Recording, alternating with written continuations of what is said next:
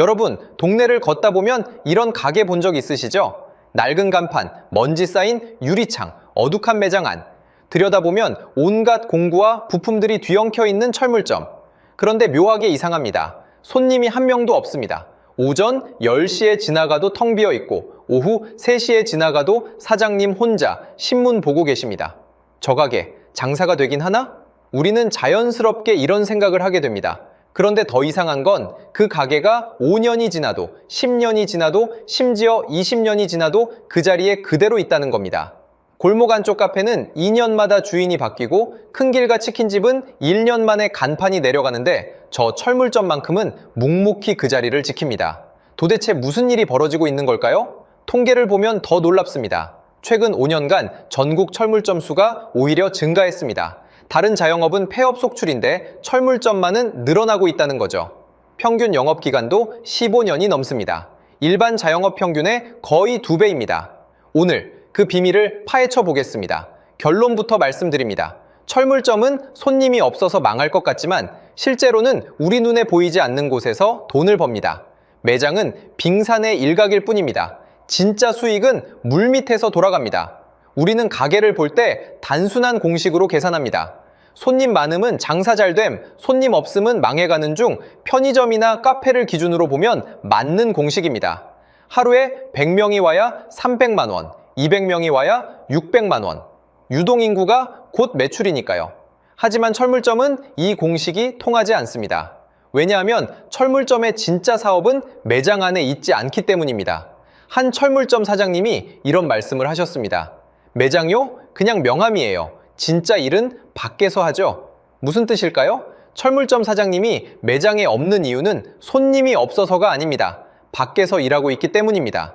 누군가의 집에서 수도 고치고 사무실에서 정의 점검하고 공사장에 자재 배달하고 있습니다. 매장은 비어있지만 사장님은 바쁩니다. 그리고 그 밖에서의 일이 진짜 돈이 됩니다. 우리가 보는 건 빈 매장이지만 실제로는 도시 곳곳에서 돈이 흐르고 있는 겁니다. 이게 철물점의 첫 번째 비밀입니다. 보이는 것이 전부가 아니다. 자, 하루를 따라가 봅시다. 서울 송파구 이정수 씨, 가명의 철물점. 오전 8시 매장 문을 열자마자 전화가 옵니다. 사장님, 우리 집 화장실 전등이 안 켜져요. 와서 봐주실 수 있어요?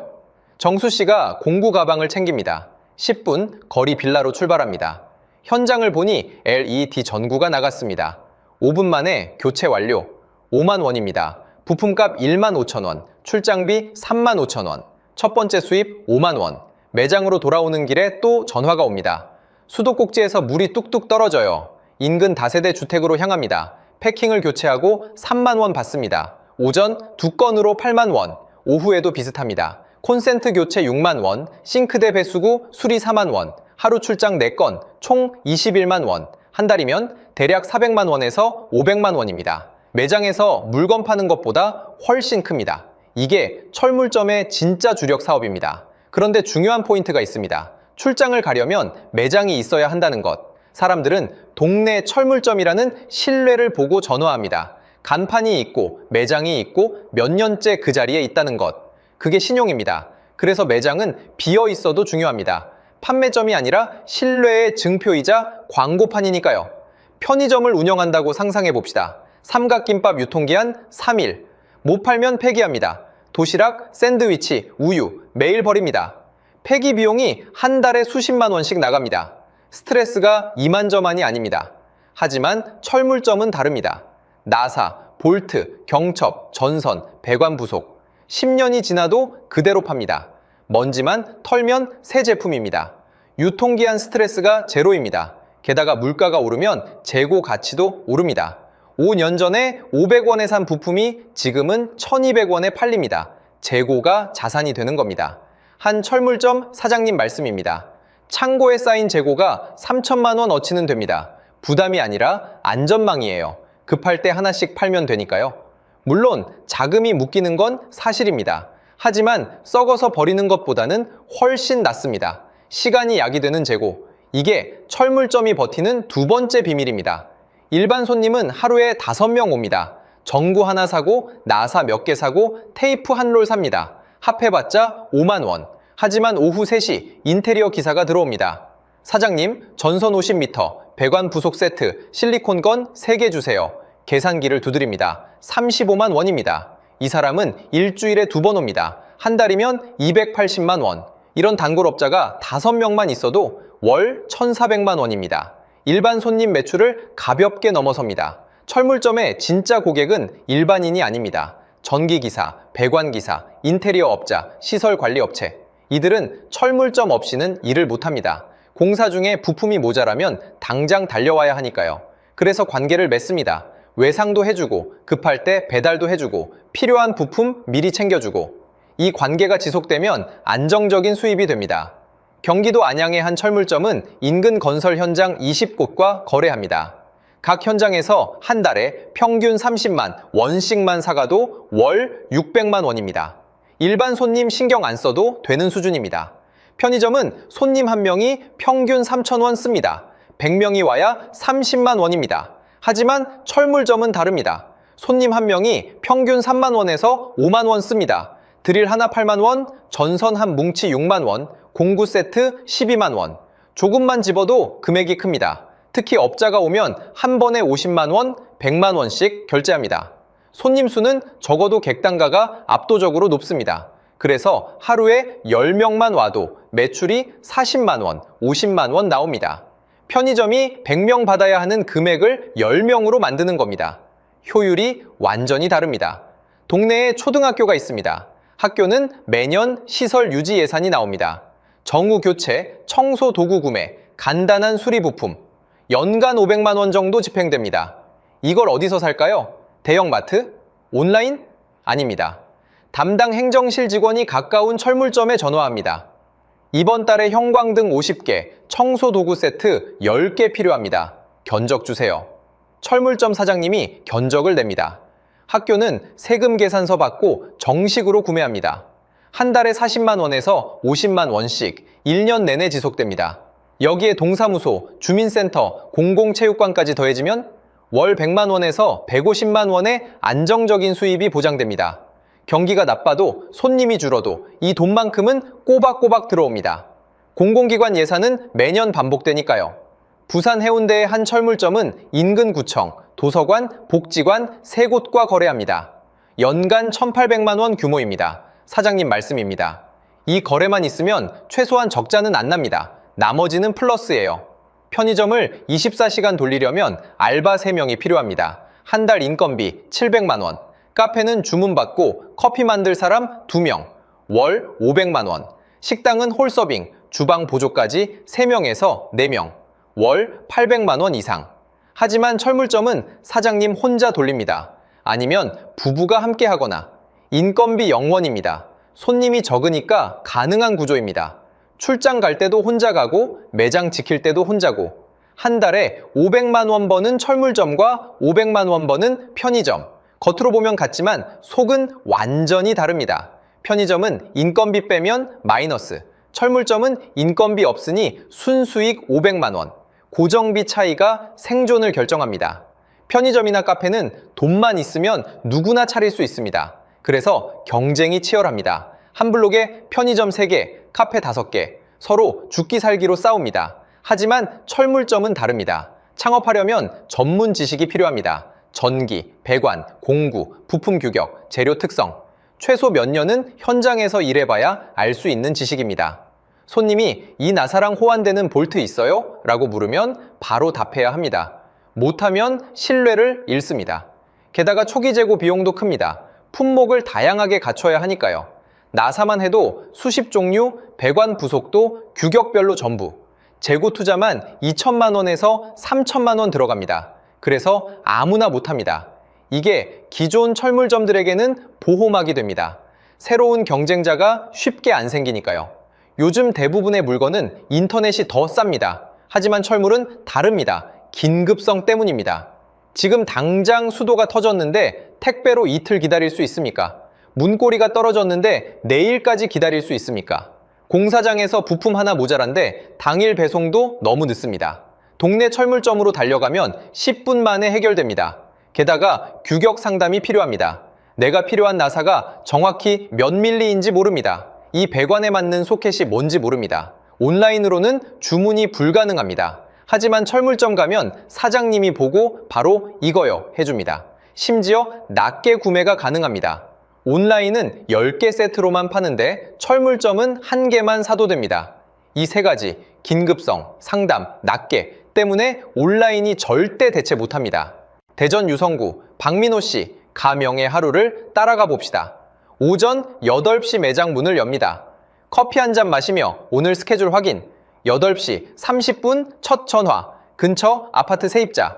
전등 스위치가 안 눌려요. 공구 가방 챙겨서 출발. 15분 만에 수리 완료. 4만 원. 9시 30분 매장 복귀. 인테리어 업자가 들어옵니다.